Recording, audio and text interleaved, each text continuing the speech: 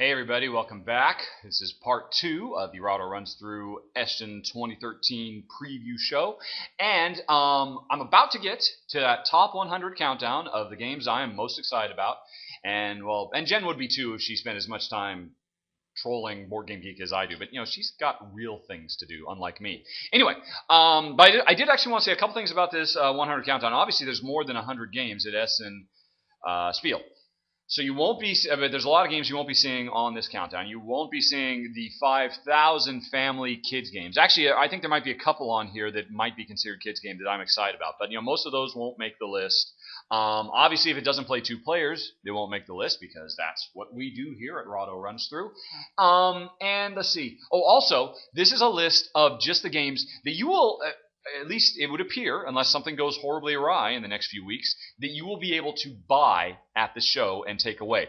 There's actually a bunch of games that are going to be at the show in demo form only, and they are not on this list. But I'll be making a list somewhere of the games I definitely want to check out. I mean, heck, maybe that'll be like an appendix. An addendum. I'll actually put together a list of the ones that aren't at the show officially, but that I'll hopefully track down just so I can get a better sense of what they feel like, even though you couldn't buy them. But anyway, this is going to be a list of the top 100 games, not the best games, just the most exciting to me to get at Essen. Oh, and one other thing before I start scrolling down past this last expansion, my number 1 excited expansion, is the first, I think, 5 or 6 of these are not actually ranked.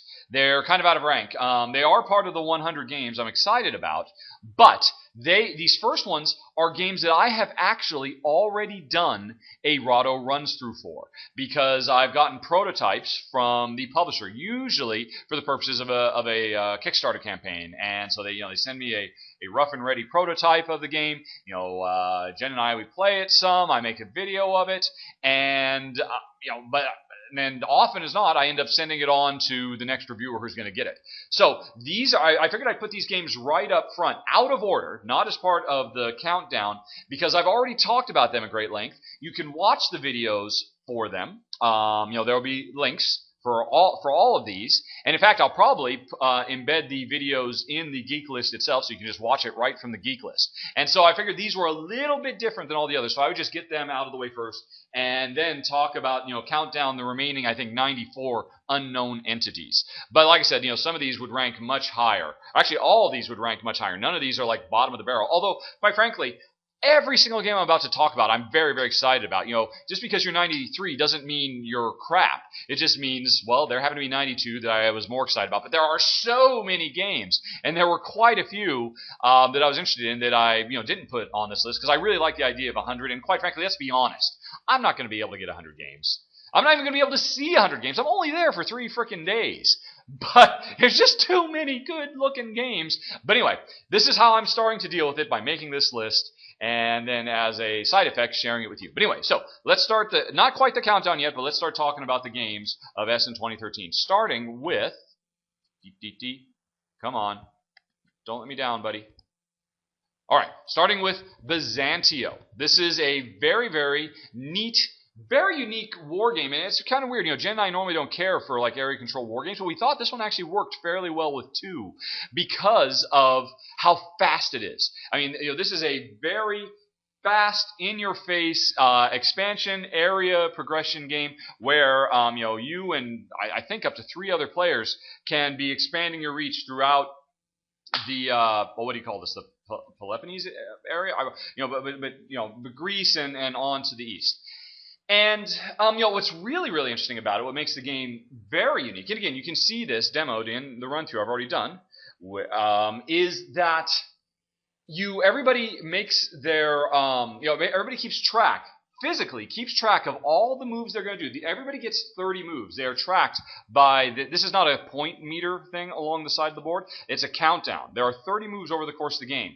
And at the beginning of the game, you get X number of troop movements. You get X number of attack of these 6 different commands. And you have to be very, very careful about how you use those 30 moves and the order you use them in. And it's a very cool idea that creates very interesting dynamic gameplay. And then what's even cooler, at the end of the game, on the same sheet of paper that you're writing down all your moves, you also, in secret, write down the target provinces that you want to take over. And what's happening, that you're trying to, because they'll be worth bonus points to you at the end of the game. And what your opponent tries to do over the course of the game is note what provinces do you really fight hard for? Do you keep going back? Because if your opponent can correctly deduce what your number one zone was, they can score big at the end of the game too. So there's this whole bluffing deduction element in the game also that just makes it very, very unique. And what's so cool about it is super fast, very fast playing game. That's Byzantium, which again you can check out the video for. And let's see what's next. Shadows of the Empire. I just did a run through for this a couple weeks ago. Very, very neat. Again, area control style game where you lay out this grid of cards and you're putting your influence markers on all these different cards to basically replicate some court intrigue in this fantasy medieval court where all these different characters, and there's a bunch more. This is only a small selection of all the different cards that come with the game. And so when they get laid out at the beginning of the game randomly, it makes a very interesting and unique playscape. But all these characters can be controlled by you. They all have special abilities, and you're using their special abilities. You're trying to take control of them, so you can use their special abilities to spread your influence even farther. But again, this game, blazingly fast and incredibly brain burnery. That was the thing that really struck me about it, just how heavy and deep it is because of all the complexity of all the interactions between all these characters and how incredibly fast it is. So you can watch the video for that and see more. It's also beautiful art, absolutely gorgeous. Two fantastic games so far. Anyway, so that's Shadows Over the Empire. Next one I've already done a video for and should be being rolled out at Essen. City Council. Now, actually, this was interesting. I have not done a video for this. However, you might have guessed it. A prototype for City Council showed up in the mail just a couple days ago. So we haven't gotten it to the table yet, but by the time Essen comes around, I will have played this and I will have made a run-through for it. I think a Kickstarter campaign starting for it sometime soon. So I guess this is a sneak preview of a run-through I'm going to be doing in the next couple weeks for City Council. And, so I don't know as much about the game. I haven't played it yet, but I still felt it belonged in here because there will be a video I can put here. The thing that's interesting about it is a city building game, but in this game, players are not like real estate moguls. They're not Donald Trumps. You're actually low-level city council members, just trying to deal with making sure that the city can run smoothly and that everybody's happy. I actually really kind of like that take on a city building game, that it's less about your personal glory and more about you as players all on the same council trying to make the city a better place, and while still earning glory for yourself for doing it, because it is a competitive game. I really like the idea of that, so I'm very, very excited to check out the prototype of City Council, and you'll see that video shortly. Okay, next up are for ones I've already done. Oh, Canterbury. Gosh, I did this a few months ago. And I'm really excited it's coming out because I had a really, really cheap print and play version of it. And but I think the game, even with the print and play, it had a really nice table presence. So I can't wait to see the real proper game. But it's interesting. This is another area majority, area control game, which, it's weird. Jen and I normally don't care for those because we often find they don't work very well for two, but this is another one that does.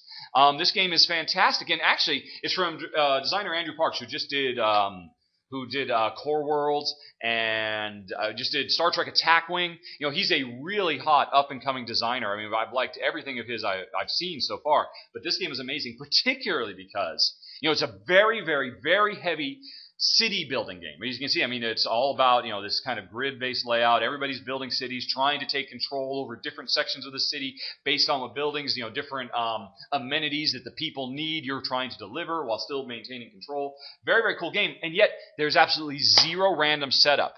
The game, it almost is like chess in that regard. It starts with the exact same setup every time, which normally I would not care for at all. We always want to have some kind of random seed to the opening setup of a game, so it feels different. But I guarantee you, this game does feel different every time you play because there's just such an enormous explosion of different paths this game could take every time you play. It's much like Ora et Labora in that regard. So anyway, Canterbury, very, very cool game. Can't wait to see it live in person, a real physical instead of what I played my print and play. Next up, Gear and Piston. Another very, very cool game. This one, it's funny. I mentioned in the expansion, Vladimir Suchi is one of Jensen, my favorite designers. He did Shipyard, which is one of our absolute favorite games. And it's a shame we don't get to play it more because it's very long, very heavy, very long. Gear and Piston is kind of like a light to medium, very fast playing version of Shipyard, where instead of building big gigantic ships, you're building crazy Victorian jalopy cars. Your inventor's trying to invent the latest greatest car that will basically take on the Fords of the world. And it's a really great game. It's a worker placement game. It plays very smooth, very fast. Again, for all of these, I've done a video, so you can go watch the video and see more. But Jen and I just got a hoot out of it. We really liked it. We really liked the notion of, again, in this Victorian era inventing cars, we were making hybrid cars. That was actually very, very cool.